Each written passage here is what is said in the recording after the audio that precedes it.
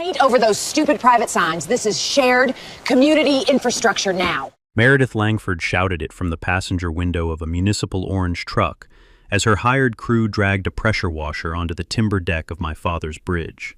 One of them raised a spray gun and blasted a 42-year-old hand-painted plaque off the guardrail. The plaque had my daddy's initials on it, carved into the brass the same month he came home from Vietnam. It hit the creek below and sank in the brown water like a thrown horseshoe. My 14-year-old son Beckett was standing on the far bank holding his fishing rod, and he did not say a word. He just looked at me. Meredith did not apologize. She waved her clipboard and said, Next, widen the road by 6 feet. She thought the HOA was taking my bridge. She didn't know I was the county's licensed bridge inspector, and she didn't know what else her bulldozer was about to touch. What would you have done? Where are you watching from tonight? My name is Wade Ashcroft. I'm 48 years old. I live at the end of a mile-long private gravel road in Madison County, North Carolina. And for 23 years, I've inspected bridges for a living. Small ones, mostly.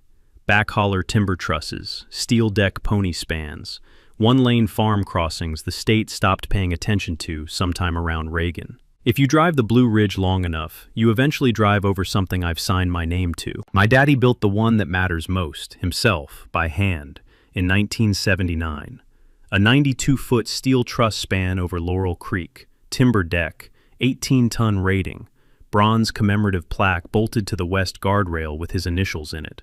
Everett Ashcroft, Staff Sergeant, Army Corps of Engineers, home from Vietnam with one bad knee and a head full of quiet. He built it because the state had abandoned the Ford crossing during a bad spring flood, and a neighbor's wife almost drowned trying to get to a birthing hospital.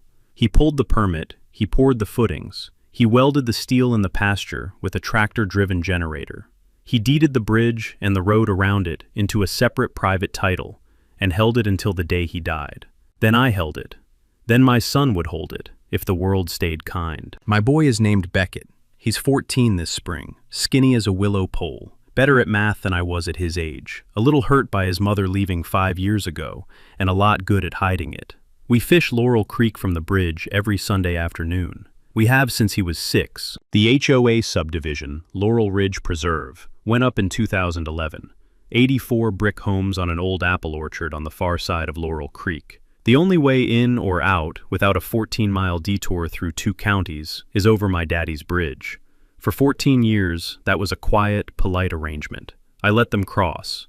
They waved. Everybody understood. Then Meredith Langford and her husband Preston moved in from Charlotte, 18 months ago, and Meredith ran for HOA president unopposed because nobody else wanted the job. She wore a navy blazer to her own welcome luncheon. She spoke about modernizing the community's assets. She spoke about me, once, in a newsletter, as the mountain gentleman at the end of our access road. That was a warning I read too slowly. On a warm Friday in late March, I came home from a bridge inspection in Yancey County and found a freshly painted yellow HOA crest on the north face of my bridge abutment, 18 inches across, still tacky. I walked up the grade. I stood there a long time with my thumbs in my belt loops, staring at that cheerful, wet paint the color of a school bus. My phone buzzed. A notification from the Laurel Ridge Preserve community website.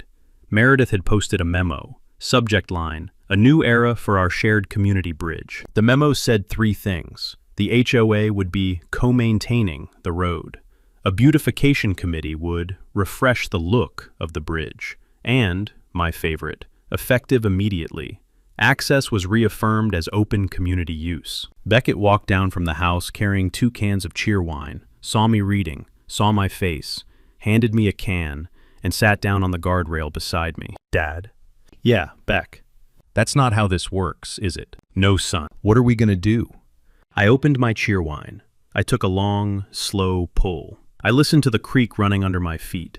The same creek my daddy listened to when he bolted those trusses in place when I was Beckett's age. We're gonna be polite, I said, and then we're gonna be thorough. Being polite meant certified mail. A 3-page letter on Ashcroft Engineering letterhead, stamped with my PE seal, mailed that same Monday to Meredith Langford at her home address, and in care of the HOA management company in Asheville. Copy to their on-retainer attorney. Copy to my own attorney, Dean Caro. I kept the language flat. Paragraph 1. The bridge and the gravel road connecting it are owned in fee simple by Ashcroft, recorded in Madison County Deed Book 214, page 61.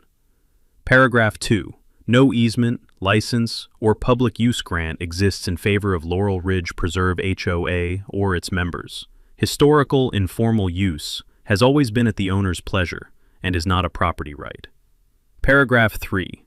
The painting on the abutment constitutes criminal mischief and must be reversed within 10 business days, and any further action by the HOA against the bridge, the roadway, or the signage will be met with legal process, damages, and the posting of weight restrictions the HOA's vehicles will not enjoy. Dean Caro is 64 years old, built like a short oak, and practices law out of a converted feed store in Marshall. He read my letter, chuckled once, and called me. "Wade, how mad are you willing to get?" "As mad as the record requires me to be." "Good. She's going to escalate. Letter." By Wednesday night, Meredith had posted her reply, publicly, on the community site. 2 paragraphs of professional-looking nonsense claiming grandfathered public accommodation and implied dedication by decades of use. She misspelled accommodation. She also announced, right there in the same post, that the beautification committee would meet Saturday morning at the bridge to install welcome signage and refresh the handrails. I printed the post. I dated it.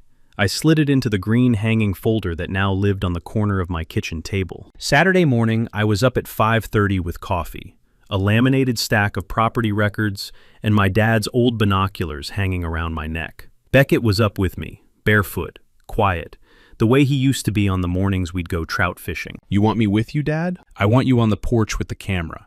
Anything that happens on the bridge, you record it. Don't come down." "Yes, sir." At 6:50, a pickup and 2 SUVs rolled up the county-side approach of my bridge. 8 people in windbreakers with LRP crest embroidered on the left chest pocket climbed out carrying paint rollers, vinyl banner rolls, zip ties, and, the part that made my molars tighten, a pressure washer on a wheeled cart. Meredith was in the lead SUV. She stepped out in a cream raincoat, clipboard in hand, with the calm energy of a woman who had never been refused a parking spot in her life. "Good morning, Mr. Ashcroft," she called, bright as a game show host. "We're just freshening up the community bridge. This bridge is private property, Mrs. Langford. I've sent you written notice of that. Please remove your crew." "Oh, honey," she smiled.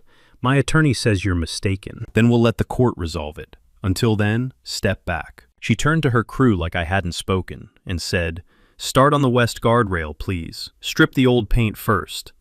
The man with the pressure washer lifted his trigger. I did not yell. I did not jump. I walked, calmly, to the east end of the bridge, unlocked a metal breaker box I'd installed 11 years ago, and flipped the switch that turned on the bridge's 30-ampere load monitoring camera system. 4 cameras, 1 on each corner of the bridge, all cloud-synced, all time-stamped, all rated legal evidence in North Carolina civil court. Meredith didn't see me do it. She didn't see Beckett either. 200 yards up on the porch, phone tripod mounted, already recording in 4K. The pressure washer hissed. A stripe of my daddy's paint, the very paint he'd mixed in a coffee can in the fall of 1979, came off the guardrail in long, peeling ribbons the color of dried mud. The bronze plaque with his initials followed a minute later, blasted loose, bouncing off the timber deck, and dropping over the edge into Laurel Creek with a soft, sad splash. I walked down to the creek bank. I waded in up to my knees. I found the plaque in the gravel, pulled it out, rinsed it, and carried it up to the house in both hands like it was a child. Beckett met me at the porch steps. His eyes were pink. He didn't say anything. He just took the plaque, wrapped it in his own clean t-shirt, and carried it to my office. I opened my laptop. I started a damages file. I numbered it Case 1. I filed the criminal mischief report with Madison County Sheriff's Office Monday morning. The deputy who took my statement was Sheriff Burke's nephew, Holt, a quiet young man who said he'd run the camera footage up the chain himself. "Granddad used to fish off that bridge with your dad, Mr. Ashcroft. He'd want this done right." I thanked him. I spent the afternoon welding a replacement mounting bracket for my father's salvaged plaque and bolting it back into the guardrail with fresh stainless hardware. Beckett handed me each bolt in order, the way he used to hand me Legos when he was 5. Monday night I slept 4 hours. Tuesday morning, before dawn, I heard the sound I'd been dreading, a diesel engine, not a pickup, something heavier. I pulled on boots and came down the drive with a flashlight. At the county-side approach, 2 men in reflective vests were backing a yellow Caterpillar D6 bulldozer off a lowboy trailer. A smaller skid steer waited behind it. Beside them stood a man I didn't know in khakis and a hard hat, holding a rolled-up site plan. Meredith, coatless in the wet March chill, hugged herself and drank something steaming out of a travel mug. Whoa, whoa, whoa. I walked into the headlights with my palms up. Gentlemen, stop. This is private property. What are you doing? The site plan man squinted. Brush clearing and road widening, sir. Mrs. Langford contracted us. We're bonded. Work order says 6-foot expansion of the roadway, with retaining stone on the west approach. You cannot widen this road. You cannot cross this bridge with that dozer. The posted structural rating is 18 tons, and you are 32, dry, before fuel. If that machine rolls onto my bridge, you will damage a historic structure and expose your company to personal liability. The contractor's jaw set. He looked at Meredith. Meredith smiled. Mr. Ashcroft, our attorney's letter supersedes your claims. Please step aside, or we'll have you removed for interfering with a lawful community project. Ma'am, the contractor said carefully, with respect, if the structure can't take this load, I can't operate. My insurance will not cover it. It can take it, she said, lightly, as if she were telling him what temperature to set a thermostat. It has taken worse. My husband looked it up. Her husband, I thought, is a hedge fund analyst who has never poured a footing in his life. Before I could speak again, she snapped her fingers at the operator. Proceed. The contractor hesitated. Then he climbed in the cab. He cranked the D6. He eased it forward at walking speed, toward the west approach of my father's bridge. I watched the bridge the way an ICU nurse watches a monitor. The D6 rolled onto the timber deck. I felt the ground hum under my boots. I saw, clearly and distinctly, the east abutment sway, not rock, sway, the way a bad tooth does. A hairline crack opened in the concrete, just above the waterline, a black seam in the gray. Up on the superstructure, 2 timber deck beams, the original 1979 Southern Pine, audibly cracked, one after the other. It sounded like a gunshot and a sigh put together. The contractor felt it too. He stopped immediately. He reversed slowly, carefully, and got the dozer back on solid ground. He stepped down. He wiped his face with his hand. I'm not doing that again, he said to nobody. I'm not doing that again. Meredith opened her mouth. He cut her off. Ma'am, respectfully, my company is done here. I'll eat the mobilization fee. Don't call me. He loaded the D6 back onto the lowboy in silence. The skid steer followed. By 7:15 they were gone, leaving tire ruts and a damaged bridge in their wake. Beckett was at my elbow. I had not seen him come down. He was staring at the cracked abutment and at the chipped edge of a deck beam his grandfather had hand-planed. His chin was quivering. Dad, is it broken forever? It's hurt, Beck, not broken forever. We'll fix it, but somebody's going to pay for every splinter. I walked up the slope to Meredith, who was already retreating toward her SUV. Mrs. Langford, you have just structurally damaged a North Carolina bridge. You have done so with sworn knowledge of its private status. I want you to know that every second of what just happened is on camera. From 4 angles, cloud synced. She paused at her car door. She didn't look back. We'll see about that, Mr. Ashcroft. She left. I pulled out my phone. I called my old colleague Travis Renfro, another licensed bridge inspector, and asked him if he could come out that afternoon with his ultrasonic tester. He said he could be there by 2. Then I sat down on the guardrail, and for 1 minute, I let my hands shake. Travis Renfro pulled in at 1:45, with his pickup loaded like a surgical cart. Ultrasonic thickness gauge, penetrant crack detection kit, load calc tablet. He was 61, half deaf in his left ear from 30 years of concrete saws, and the best field inspector I'd ever worked with.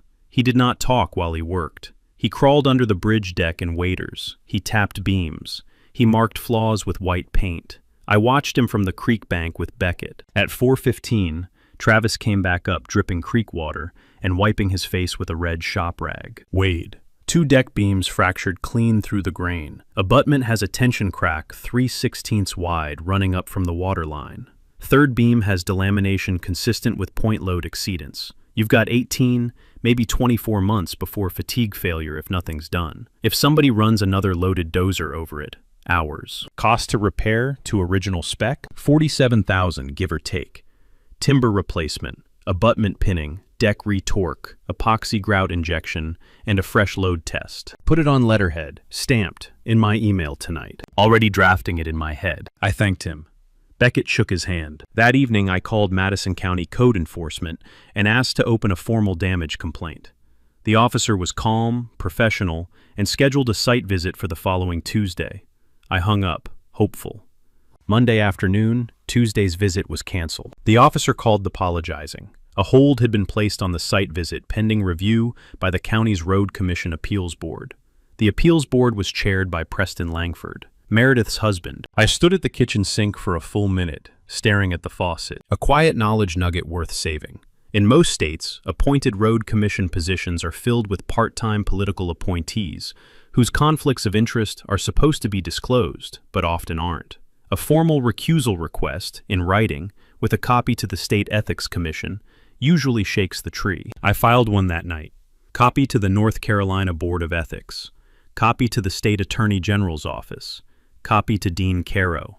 I also filed, for good measure, a public records request under Chapter 132 of the NC General Statutes for every email between Preston Langford and any county staff over the previous 6 months. 10 business days, by law. Meanwhile, Meredith was not idle. Wednesday evening, I ran into her at the Dempsey Brothers General Store, where I was buying replacement stainless carriage bolts. She was at the register with a bottle of Pinot Grigio and an HOA board member, Gail Monroe. When she saw me, she raised her voice deliberately. "Oh, Gail, there he is. The gentleman who thinks his little wooden bridge is going to stop an entire community." Gail had the decency to look embarrassed. "Mrs. Langford," I said. "Good evening." "Did you know," Meredith announced to the store at large, "that Mr. Ashcroft refused to allow emergency road improvements? He's endangering the children of Laurel Ridge." Henry Dempsey, who owned the store, and who had known my daddy for 50 years, set down the register drawer and stared at her the way a retired sergeant stares at a recruit who's forgotten to salute. "Ma'am," Henry said, "Wade Ashcroft is a bridge inspector. When he tells you a bridge can't take a bulldozer, he's not guessing. You might want to listen to him before you test him." Meredith turned pink. She left the store without her wine. Gail Monroe quietly mouthed an apology to me on her way out. Thursday morning, I received the next envelope. The HOA had filed a lien against my private road and bridge, claiming they constituted common area subject to assessment, and billing me, retroactively, for 18 years of unpaid shared road maintenance fees. The demanded total was $28,500, using my family name, on my own land, assessing me for upkeep of the bridge my father built by hand.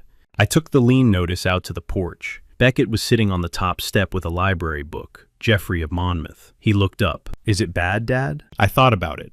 A hawk was turning over the pasture, slow circles, catching air. The cracked abutment was visible from the porch, a pale scar along the concrete. "No, Beck," I said. "It's stupid. Stupid is always worse for them than it is for us." That night, after he went to bed, I opened my daddy's old filing cabinet, the one in the back room he'd labeled Bridge in black marker the winter before he died, and I began pulling out papers. By midnight, I had 3 piles on the kitchen table. Pile 1 was my father's original 1979 construction file, hand-drafted engineering sketches on vellum, his own neat block printing, a copy of the NC Department of Transportation private bridge permit he'd pulled that September. The permit had a clause I hadn't looked at in years, typed in 12-point courier. Bridge use to remain non-public, ownership in perpetuity. No dedication of public easement without owner's sworn written consent. Sworn written consent. He'd underlined it in blue ballpoint, twice, the year they built Laurel Ridge Preserve. Pile 2 was a certified copy of the 2011 HOA plat I'd pulled from the county GIS office that afternoon. The plat showed the bridge as a shared access improvement. It cited, as legal authority, a bridge easement agreement recorded, supposedly, against my property. I'd requested the signed easement from the recorder's office Wednesday morning. The easement arrived in my inbox Thursday at 11 p.m., and when I opened the PDF, I stopped breathing. The signature page was blank, not forged, not altered, blank. My father had been sent the agreement as a draft. I could see his handwritten note in the margin, in pencil. Consider, discuss with Wade. He had never signed it. He had died 3 months later. The developer, apparently, had filed the unsigned draft with the county anyway, presumably hoping nobody would check. Nobody had. For 14 years. It was a bridge easement of pure oxygen. It didn't exist. Pile 3 was the quietest. a manila folder of correspondence between my father and the North Carolina State Historic Preservation Office, dating from 1983. The office had expressed formal interest in nominating his bridge for the state's Historic Engineering Register. He had declined, politely, not out of ego, but out of privacy. "Don't want tourists slowing down my cattle," he'd written, "but keep the file open." The file was open. I confirmed it by phone the next morning. The bridge qualified under 3 criteria: post-war truss design, builder's documented war service, and 40-plus years of continuous single-owner stewardship. The SHPO officer on the phone said if I filed the emergency application, she could push it through in 10 business days.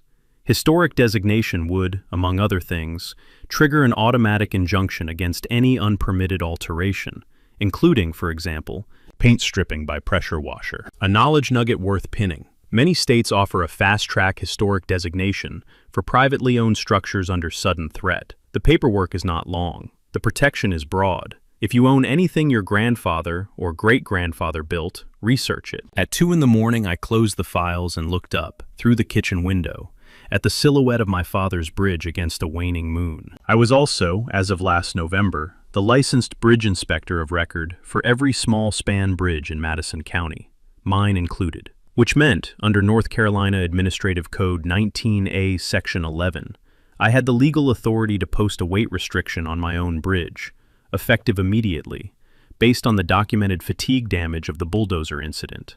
A 2-ton limit would be defensible. A 2-ton limit would exclude every SUV in Laurel Ridge Preserve. I stood up. My knees popped. I went to bed. The next 9 days I worked the way my daddy had worked the year he built the bridge.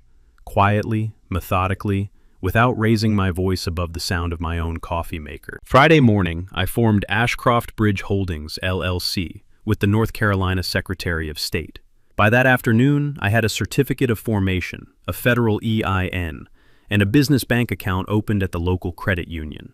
I registered a DBA, Ashcroft Historic Private Bridge Crossing, and paid for a commercial outdoor signage permit through the county. Saturday, I printed signs, big ones, 36 by 48, reflective white, with black legend. Posted per North Carolina General Statutes, Section 14-159.6, every 50 feet along the private road and on both approaches to the bridge. No trespassing, private property, bridge weight limit, 2 tons, commercial crossing available by written contract, $15 per axle, $25 minimum, payment due on demand. By entering with a vehicle or trailer without a written agreement, you accept these terms as a bailment contract under North Carolina common law. I also posted, on the guardrail where my daddy's plaque used to hang, a new notice. This bridge is under emergency structural restriction, pursuant to NCAC Title 19A, Chapter 11. I signed it Wade Ashcroft, P.E., Licensed Bridge Inspector, Madison County. By Saturday night, the ANPR cameras I had already installed after the plaque incident were feeding a plate capture database, time-stamped, billable. Every HOA homeowner who crossed my bridge from that Saturday forward was accruing a recorded fee. A takeaway I want to leave you with. If you have a legitimate private bridge or private road, posting properly worded commercial use signs at the entrance is not merely decoration. Under the common law of most states, those signs are contract offers. Drivers who cross have accepted. Monday, I submitted the Emergency Historic Designation application. I attached Travis Renfro's stamped damage report. I attached my father's military service record. I attached the 1979 permit with the underlined sworn consent clause. I attached photographs of the cracked abutment and the hand-forged brass plaque. The SHPO officer called me back within an hour to confirm receipt. Mr. Ashcroft, I expect this on the register within 7 business days. Tuesday, Dean Caro filed 4 things at the Madison County Courthouse in the same morning. A quiet title action against Laurel Ridge Preserve HOA. A declaratory judgment action asking the court to find the 2011 easement void for lack of signature. A damages suit for $47,000 in structural harm, plus the retroactive toll bill. A formal counter-demand rejecting the HOA's $28,500 lien and billing the HOA treasurer personally for filing a bad faith lien under NC General Statutes Section 44A-12.1, which carries treble damages. Wednesday, I met Henry Dempsey for coffee at his store and asked him if he'd sign a sworn affidavit about his decades of friendship with my father and what he knew about the private status of the bridge. Henry was 82, a retired master sergeant, and a man whose word had once settled a boundary fight without a lawyer. He signed on the spot. Thursday, I recorded a permanent preservation easement on the bridge and the road with the Southern Appalachian Land Trust. The easement forever barred any public dedication of the crossing without the owner's sworn written consent. From the moment of recording forward, no HOA, no developer, no county board could ever claim implied dedication against my family. Friday morning, I drove to the sheriff's office and spent an hour with Sheriff Burke. We went over the cloud-synced camera footage from the pressure washer incident and the bulldozer incident. Sheriff Burke, who had fished off my bridge as a boy, took 4 pages of notes. "Wade, when you're ready to put on the show, call me. I'll bring enough men." "I will. Sheriff, I'd appreciate if somebody also looked into who authorized the lien filing." "Already on the list." Saturday, 9 days. 9 days, and my daddy was standing right behind my shoulder. Meredith, to her credit, had animal cunning. She sensed the barometer changing before she could read the signs on the wall. Saturday afternoon, I got the first call from a neighbor, Shelby Greer, who lived 3 houses from Meredith and who had gone to high school with my cousin. Shelby was whispering, "Wade, she's telling everybody you closed the road illegally during school pickup. She says her daughter couldn't get home Friday. She's organizing a rally, I guess, Monday morning at the bridge." "Is there any truth to it?" "None. The weight limit signs are posted, but nobody's been blocked. Her daughter came home on the school bus with my son." "Thank you, Shelby. You're a good neighbor." "I'm a good human, Wade. I just didn't know it until now." Sunday, Meredith filed, in her own name and as HOA president, a criminal complaint against me for obstruction of a public accommodation and reckless endangerment of a school-child residential community. The complaint was forwarded, as a matter of procedure, to Sheriff Burke. Sheriff Burke called me, laughing grimly. "Wade, this is the thinnest thing I've read since my last divorce papers. I'm marking it closed as unfounded. But I'll do you a favor and not tell her I closed it yet." Monday morning, at 7, Meredith and 14 of her loyalists gathered at the east approach of the bridge holding handmade signs. "Our community, our road. End the bridge bully. Children deserve access." A local stringer from the Asheville Courier was there with a camera. Meredith stood on a folding chair and read a prepared statement about a dangerous recluse with a weapons license and a vendetta against women in leadership. I was not there. I was on a bridge inspection job in Yancey County, 44 miles away, exactly where my published work calendar said I'd be. Beckett was at school. The cameras were recording. Sheriff Burke's nephew, Deputy Holt, was parked out of sight in a patrol car with a radar gun. At 7:17, Meredith's folding chair slipped on the gravel, and she nearly fell into Laurel Creek. At 7:23, the stringer from the Courier asked Meredith on camera whether she'd obtained permission from the property owner to gather on the private road. She said, on tape, "He doesn't really own it, that's the whole point." The stringer, to his credit, filed his story that afternoon with exactly those words quoted. The headline was kinder than I expected. "Private bridge dispute decides Laurel Ridge community." The article was picked up on Facebook. The comments did the work for me. Monday afternoon, Preston Langford called my office. I did not answer. He left a voicemail. Dean Caro transcribed it later into a legal exhibit. In essence, "Mr. Ashcroft, I have known the chair of the North Carolina Board of Licensing for Engineers for 11 years. If you don't withdraw your court filings by Friday, I will personally ensure that your PE license is reviewed for, let's say, professional overreach. I think we can come to a reasonable understanding." A knowledge nugget, this one worth framing. In every state I know of, attempting to influence a professional licensing board to punish a specific individual is, in itself, actionable. Document the call, preserve the voicemail, forward it to your own professional board's ethics office yourself, before anyone else can. I did. Tuesday morning, the North Carolina Board of Ethics opened a formal inquiry into Preston Langford's alleged misuse of his county road commission seat. Wednesday morning, my PE board's general counsel called me personally to say the board had received my ethics complaint against Preston and that I should expect, quote, "no inquiry whatsoever against me, this month or any other." Wednesday afternoon, The North Carolina State Historic Preservation Office officially entered my father's bridge onto the state register. I read the confirmation email out loud to Beckett at the dinner table. He chewed his meatloaf thoughtfully. Granddaddy's bridge is famous now, Dad. Granddaddy's bridge always was, Beck. They just wrote it down. Thursday night at 11:47 p.m., my phone pinged with a motion alert from the West Approach camera. I sat up in bed. I watched the live feed on my phone screen in the dark. A cream Lexus SUV pulled onto the gravel approach, with its headlights off. Meredith stepped out in sneakers and a hoodie, the first time I had ever seen her without a blazer, carrying a can of black spray paint, and tucked under her other arm, a pair of heavy-duty cable cutters. She actually walked, onto my bridge. She pulled back her hood. She sprayed "Private is theft" across the timber deck in 3-foot letters. She walked to the east guardrail, and she cut the steel safety cable at the center post with the cutters. A slow, effortful squeeze that took her 4 separate tries. Then she egged my daddy's plaque. 3 eggs. They cracked against the brass and slid down in cold ropes. Then she walked back to her Lexus, got in, and drove away. The entire event ran 4 minutes and 11 seconds. The cameras caught every frame. Her face, her plates, her vehicle's VIN visible rear window sticker. I did not confront her that night. I saved the footage to 3 drives. I went back to sleep. Friday morning, I emailed the footage to Sheriff Burke, copy to Dean Caro, copy to the SHPO officer, because a historic register structure had just been intentionally vandalized, which is a separate felony in North Carolina under NCGS Section 14-127.1. I attached the timeline. I went to work. That afternoon, Beckett came home from school quieter than usual. He sat down in the kitchen. He set his phone on the counter. "Dad, I have to show you something." He played a 17-second video. Meredith's daughter, a sophomore named Blair, in the high school cafeteria, on speakerphone with her mother.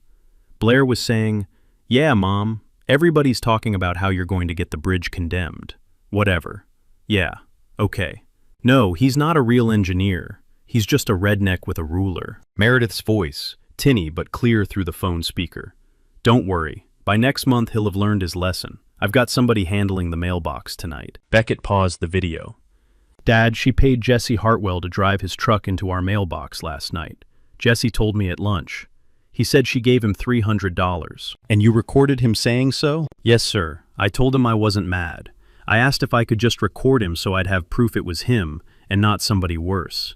He said okay." My son, 14 years old, had run a better interview than most investigators I'd worked with. Beckett, you did exactly right. You're not in trouble. You don't need to do anything else. I'm going to call the sheriff. You go eat a bowl of cereal. And you're not going back to school tomorrow. Tomorrow you're going to spend the day with me doing the final paperwork." He nodded. He ate his cereal. Then he went to his room and stayed there, quietly, the way he did when he was hurt, but refusing to admit it. Later that evening, Sheriff Burke arrived personally. He took Beckett's phone into evidence, duplicated the audio to his dashcam drive, handed the phone back within 20 minutes, and sat at my kitchen table with a cup of coffee and a notepad. "Wade, I've got her cold on 3 counts now. 2 felonies and a misdemeanor, not counting the bulldozer liability. I was going to wait till after your court filing to act. You want me to move now?" I thought about it, about Beckett's face at the counter, about my daddy's plaque with dried egg on it. "Not yet, Sheriff. Next Wednesday. At the HOA community meeting, in public, in uniform. Will you come?" Sheriff Burke smiled. He was 63, and his smile was the slow kind, the kind that said he knew how long the week was going to be. "Wade, I'll bring my dress coat." The Laurel Ridge Preserve Clubhouse was a glass-fronted building with a fake cedar beam ceiling and a projector Meredith had paid for out of her own pocket last summer as a gift to the community. The community meeting was scheduled for 7 p.m. on a Wednesday. Meredith had circulated the agenda that morning. Item 1, emergency bridge matter. Item 2, adoption of community resolution against hostile neighbor. Item 3, light refreshments. She had advertised a live stream on the community Facebook group. 400 viewers logged in before the gavel fell. The clubhouse seated 96. It was full at 6:45. I walked in at 6:58. I was wearing a pressed charcoal suit I'd worn once, at my father's funeral, with his Distinguished Service Medal pinned above the breast pocket. Beckett beside me in his first tie. Behind us came Dean Caro in a Navy 3-piece. Behind Dean, Sheriff Burke in his dress coat with 4 deputies. Behind the deputies, County Engineer Ronnie Tatum carrying a sealed folder. Behind Ronnie, the North Carolina State Historic Preservation Office field representative, a woman named Loretta Mayfield, carrying a bronze plaque under her arm, wrapped in white cloth. Behind Loretta, Travis Renfro with his inspection file. Behind Travis, Henry Dempsey in a clean work shirt, hat held against his chest. And behind them all, the Asheville Courier journalist Kimberly Pace, with a small camera and a notebook. The chatter in the clubhouse fell off like somebody had turned down a radio dial. Meredith was at the head table in a cream blazer I now recognized as the closest thing she owned to armor. She half stood. She said too brightly, "Oh, Mr. Ashcroft, this is a private HOA meeting." Dean Caro, without raising his voice, handed her a certified copy of Laurel Ridge Preserve's own bylaws, with Section 4.2 highlighted, which required any action concerning access infrastructure to be open to the property owner whose interests were implicated. She sat back down slowly. I walked to the lectern. "Evening, neighbors. My name is Wade Ashcroft. Some of you have known me for most of your lives. Some of you moved in last year. Tonight, I'm going to share 5 documents with you. Then Sheriff Burke has a separate matter. Then we'll leave you to your refreshments." Click. The 1979 NCDOT private bridge permit. Sworn consent clause enlarged. My father's underline in blue ballpoint, highlighted now in yellow. Gasps from 2 older couples in the back. Click. The 2011 easement's blank signature page. Large red circle around the empty line where my father's name should have been. This was recorded against my property 14 years ago without a signature. The entire basis of any HOA claim to this bridge is a single, unsigned sheet of paper. Click. The North Carolina State Historic Register designation entered the previous Wednesday. Loretta Mayfield stepped forward, unwrapped the bronze plaque from its white cloth, and set it on the edge of the head table. Meredith's eyes flicked to it like a bird spotting a predator. Click. Travis Renfro's damage report. $47,000 in structural harm from the March bulldozer incident, plus ANPR-logged crossings of HOA-associated vehicles over 16 months, billed at posted commercial rates, totaling $38,250, plus the HOA's own false lien being counterclaimed under NCGS Section 44A-12.1 at treble damages of $85,500. Grand total currently owed by Laurel Ridge Preserve HOA, $170,750. Meredith made a sound, a small, dry, wounded sound. Click. The final slide. Night vision camera footage, labeled and time-stamped, of Meredith Langford in a hoodie, spray painting, "Private is theft," across the historic deck. The cable cutters in her gloved hand, the eggs arcing toward my father's plaque. Then Beckett's school cafeteria audio. Meredith's voice through her daughter's speakerphone. "I've got somebody handling the mailbox tonight." The room did not breathe. "And the last matter," I said. "Effective noon tomorrow, the bridge will be closed to all vehicle traffic for 6 weeks of historic compliant repair. The 14-mile detour through Spring Creek starts tonight for emergency vehicles and at noon tomorrow for everyone else." Meredith stood up. She opened her mouth. Sheriff Burke stepped around the head table, quietly, courteously. "Mrs. Langford, please place your hands on the table. You are under arrest for felony vandalism of a historic structure and felony solicitation of property damage. You have the right to remain silent." Preston Langford, in the front row, tried to stand. A deputy stepped into his path with a summons in his hand, served him on the spot. The summons announced the State Ethics Commission's formal inquiry into his conduct. Preston sat back down. Meredith was walked out in cuffs. The live stream's viewer count, Kimberly Pace later told me, spiked to 6,100 the moment she crossed the threshold. I folded my notes. I nodded to Beckett. I turned to the room. "Thank you for your time, neighbors. The coffee's on me." The HOA settled 3 weeks later. Not because they wanted to, because their general liability carrier, after reading the file, informed the board in plain written language that every further day of litigation would raise the policy deductible personally owed by each board member. The carrier wired me $170,750 on a Tuesday morning in April. Meredith Langford pleaded out to a reduced felony vandalism and 2 misdemeanor counts, surrendered her passport during proceedings, and agreed to community service repainting trail signs in a state park she had previously petitioned to rename. Preston Langford resigned his seat on the County Road Commission Appeals Board the same afternoon and accepted a negotiated settlement from the Ethics Commission that included a 10-year bar from any North Carolina public appointment. Their house, over-leveraged against his bad hedge fund quarter, went to foreclosure before the summer was out. They moved to the low country of South Carolina. They did not write a forwarding address. I did not spend the settlement on myself. I set aside Beckett's college fund. His mother would not have helped, and that fact no longer hurt me the way it used to.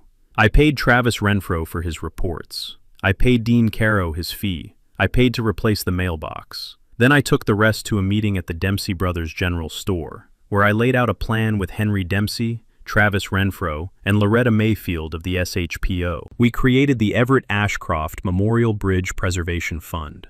The fund does three things. It pays for emergency structural restoration of privately owned historic bridges in western North Carolina and East Tennessee. It endows a trade scholarship for rural high school students who want to apprentice into structural engineering, welding, or historic preservation without going into debt. And it operates a small mobile legal aid unit for landowners facing unlawful HOA or road commission overreach.